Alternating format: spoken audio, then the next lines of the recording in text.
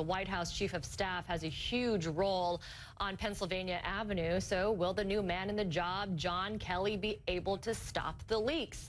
My next guest wrote the book about that role. Chris Whipple is the author of The Gatekeepers: How the White House Chiefs of Staff Define Every Presidency. He's joining me now live from New York. Chris, we appreciate your time. I first wanted to get your reaction, absolutely, your reaction to these leaked transcripts that the Washington Post got a hold of. I mean, it's very detailed, regarding these conversations with the Australian Prime Minister and the Mexican President. What does it say about the morale in the White House? Well, you know, it's part of the continuing soap opera that's just, quite frankly, beyond belief.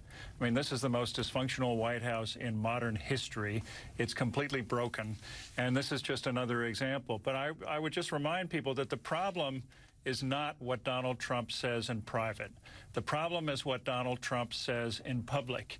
We all know what he does. He lies flagrantly and unabashedly. He doesn't just lie until he's caught. He continues to lie when he's caught. Now that, above all, is going to be the biggest challenge for John Kelly. You know, when Jerry Ford was at the lowest point of his presidency back in the 70s, in free fall after pardoning Richard Nixon, with the White House in disarray, Donald Rumsfeld came in as his White House Chief of Staff, empowered like General Kelly. And Rumsfeld said it was like climbing into the cockpit of a disabled plane that was going straight toward the ground, and he didn't even know the crew.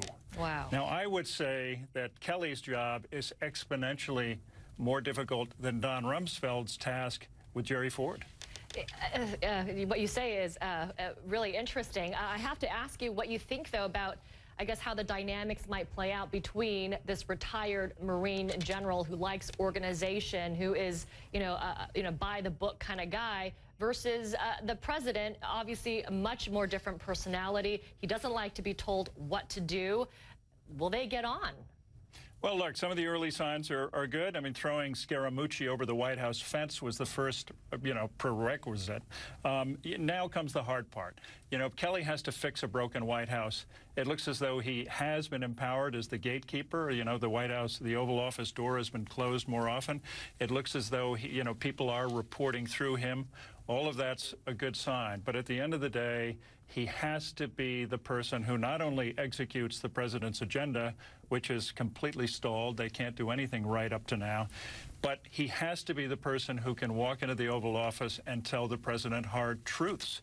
Now, maybe he is more of a peer, I think he is, more of a peer, if Donald Trump has any peers in his own mind, than Reince Priebus was. Priebus was, alas, a sycophant who couldn't tell the president hard truths. But this is, almost, the problem is he's got to bring focus and discipline to the White House. That's the most important thing. And this is a guy, Donald Trump, for whom focus and discipline are anathema. Yeah, and we know that the president does really like generals, if you just look at his cabinet, and definitely respects them. So we'll see how their relationship develops. We appreciate your perspective, Chris Whipple. Thank you very much for that.